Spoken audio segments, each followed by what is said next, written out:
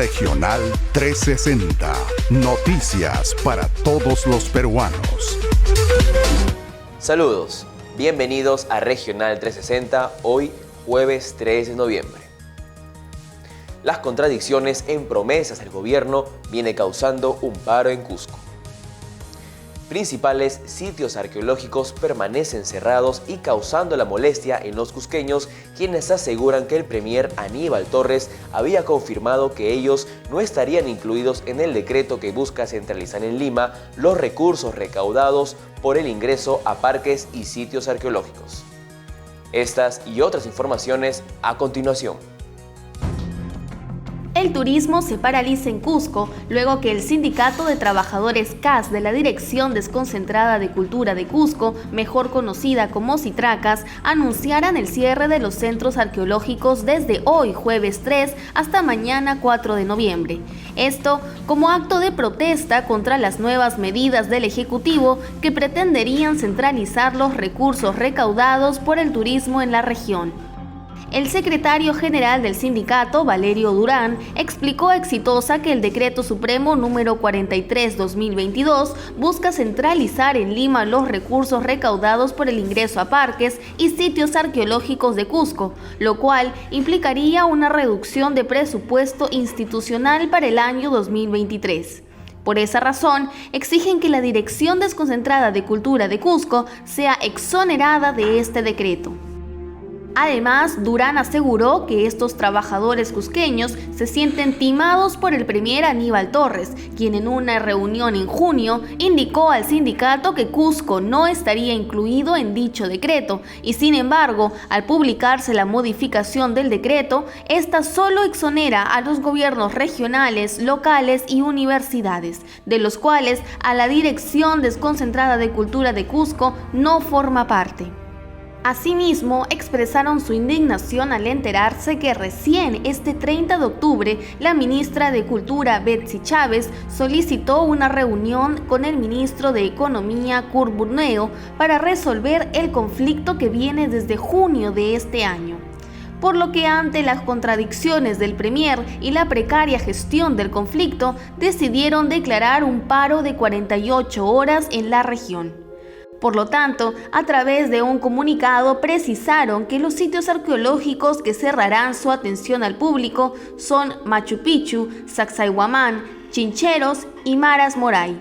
Cabe recordar que Cusco viene reactivando la actividad turística de manera exitosa, siendo, después de Lima, la región con mayor movilización de pasajeros durante el primer semestre del 2022. Esta decisión, por lo tanto, no solamente afectará a los turistas, sino a los miles de cusqueños que viven del turismo. La noticia que importa en tu región desde Lima y todos los rincones del país. Regional 360. A una semana que el gobierno levantara todas las restricciones por la pandemia, el Ministerio de Salud proyectó el inicio de la quinta ola por COVID-19 para la quincena de diciembre. El director general del Centro Nacional de Epidemiología, Prevención y Control de Enfermedades, Eduardo Ortega, mencionó que dicha proyección se debería al aumento de casos positivos en algunas regiones del país. En ese sentido, una de las regiones que generan más preocupación es Loreto. Los casos registrados en la región loretana pasaron de 22 a 130, es decir, se incrementaron 6 veces, siendo Iquitos y Punchana los distritos con mayor cantidad de nuevos contagios. En ese sentido, cabe recordar que solo el 50% de la población loretana cuenta con las 3 dosis de vacunación. Asimismo, el MINSA mencionó que las regiones de Piura y Lima Metropolitana también están bajo observación debido al incremento de casos positivos. Si bien la situación a nivel nacional aún está controlada, es importante no bajar la guardia y continuar el proceso de vacunación y las medidas que permitan reducir el riesgo de contagio. Desde que Alejandro Sánchez Sánchez, dueño de la casa de Zarratea, que habría servido como despacho paralelo del presidente Pedro Castillo, pasó a la clandestinidad, pocos han sido los esfuerzos por dar con su paradero. En ese sentido, recién este jueves 3 de noviembre, el cuarto juzgado de investigación preparatoria programó para el viernes 11 de noviembre la audiencia presencial de prisión preventiva contra el investigado por organización criminal después de la solicitud del equipo especial de fiscales contra la corrupción del poder. A pesar de que Sánchez podría recibir prisión preventiva en los próximos días y ya cuenta con una orden de prisión preliminar, la poca eficacia del Ministerio del Interior para dar con su paradero y que pueda así responder ante la justicia ha sido motivo de críticas provenientes de diversos sectores políticos. En ese sentido, la congresista de Fuerza Popular, Vivian Olivos, exhortó al titular del Mininter, Willy Huerta, a incluir a Alejandro Sánchez en el programa de recompensas de su sector. Si esto no sucede, según Olivos, se estaría confirmando la protección de parte del Ejecutivo hacia Sánchez, quien formaría parte del denominado Gabinete en la Sombra, según la Fiscalía. A su vez, diversos parlamentarios estarían preparando una nueva moción de censura para Willy Huerta tras no dar con el paradero de Alejandro Sánchez desde hace 2 meses. Por si fuera poco, a los cuestionamientos a Huerta se suma la designación en el cargo de asesor del Mininter de Juan Carlos Delgado Echevarría, un funcionario que fue implicado en un supuesto pitufeo para favorecer a la expareja del ministro Jorge López. Desde que surgió la polémica, el funcionario ya presentó su renuncia, pero por todas estas razones, la imagen del Ministerio del Interior se ve bastante mancillada. Fechas confirmadas. La misión de la OEA finalmente hará su arribo al país el próximo 20 de noviembre para analizar la situación de inestabilidad política que se vive por la confrontación entre el presidente Pedro Castillo y el Congreso, además de investigaciones al mandatario por presuntos actos de corrupción. Así lo dio a conocer a RPP el ministro de Relaciones Exteriores, César Landa, quien además precisó que los funcionarios de alto nivel enviados por la OEA empezarán a trabajar los 2 días posteriores a su llegada, es decir, el 21 y 22 de noviembre, para luego retornar a sus países el 23. En ese sentido, la misión de la OEA tiene previsto reunirse no solo con el mandatario, sino también con los representantes del Congreso, Poder Judicial y otras entidades aún por confirmar. Por otro lado, recordemos que el presidente Castillo, desde su postura de que diferentes organismos del Estado no le permiten trabajar y que esto representaría un golpe de Estado, solicitó a la OEA que aplique la Carta Democrática, documento firmado por países miembros cuyos artículos 17 y 18 tienen como objetivo velar por la preservación de la democracia en los distintos países que la integran. Sin embargo, el organismo internacional no tiene injerencia vinculante en decisiones políticas ni judiciales de sus países miembros. Regional 360. Noticias para todos los peruanos.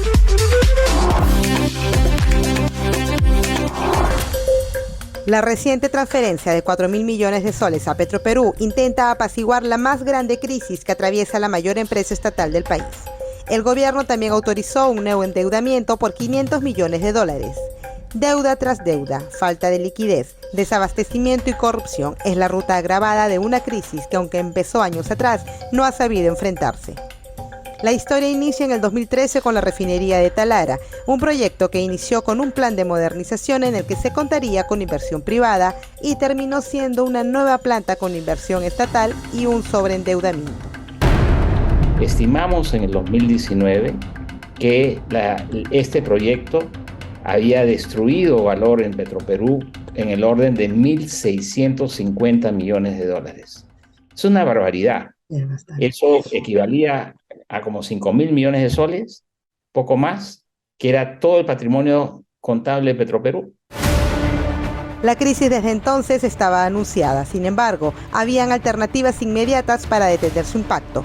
Precisamente en el 2019 se intentó capitalizar la empresa para que pueda acceder a inversión privada. No logré convencer a mi junta de accionistas, al Ministerio de Economía y Finanzas, al Ministerio de Energía y Minas, de hacer esto. Mira, creo que si se hubiese hecho esa capitalización en ese momento, nosotros pedimos 1.500 millones de dólares, la empresa no habría bajado sin ninguna duda su ratio de sobreendeudamiento y hubiese sido viable la entrada de capital privado. La caída en picada era previsible. En el peor contexto, Petroperú cae en las manos del cuestionado Hugo Chávez. Una administración marcada por investigaciones de corrupción y por una gestión ineficiente. Lo que hizo esa gestión fue espantar al sector privado, a las calificadoras de riesgo, a las auditoras, ¿no? Y llevó una baja en la calificación de riesgo. Para los especialistas, este aporte del gobierno era la única salida para evitar la quiebra definitiva de Petroperú. Sin embargo, continúa siendo una solución de momento si es que no se incluyen cambios estructurales en la empresa estatal que incluya la auditoría de la gestión. Una crisis que nos afecta directamente a los peruanos. Petroperú nos pide plata, cuando nos contó que no nos iba a pedir plata. Petroperú genera ineficiencias que nos cuestan plata a nosotros, ¿no? ¿Y sabes cuánta plata va a pagar Petroperú en los siguientes años en la forma de impuestos? Probablemente no pague un centavo, porque la depreciación de estos 5.000 millones de dólares le da un escudo fiscal muy grande que le baja su impuesto a la renta a cero. En este plan de salvataje en el que se ha destinado dinero de todos los peruanos, no se ha exigido a Petroperú la transparencia de sus cuentas ni los plazos para el pago de los créditos. Superar la caída en las calificadoras internacionales de riesgos se convierte en una carrera de largo aliento. Vergüenza internacional. Como consecuencia de la generalización de actos graves de corrupción en nuestro país, el Perú es el país latinoamericano con la más alta percepción de corrupción en sus políticos. Según el informe Barómetro de las Américas realizado por el Proyecto de Opinión Pública de América Latina, el Perú alcanza un 88% de percepción de corrupción.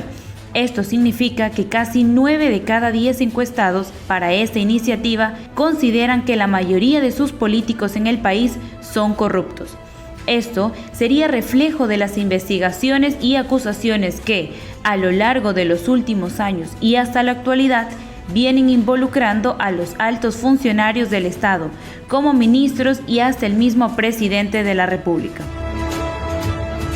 Como se recuerda, el último caso de corrupción de gran magnitud en ser destapado es el caso de la empresa brasilera Odebrecht, donde estarían implicados en actividades ilícitas como la recepción de coimas los expresidentes Alejandro Toledo, Alan García, Ollanta Humala y Pedro Pablo Kuczynski.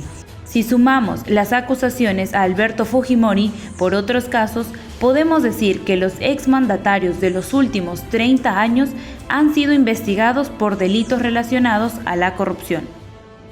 Pero el gobierno de Pedro Castillo no es la excepción. Actualmente tiene 6 investigaciones abiertas en la Fiscalía, que lo acusan de ser líder de una organización criminal. Además, se le acusa de tráfico de influencias y colusión, sin dejar mencionar que 2 de sus sobrinos se encuentran prófugos de la justicia y que su cuñada estuvo en prisión preventiva por 2 meses. Todos estos puntos suman a que Perú sea el país con mayor percepción de corrupción en su clase política y que en vez de avanzar, se vea un deterioro en la mayoría de sus instituciones.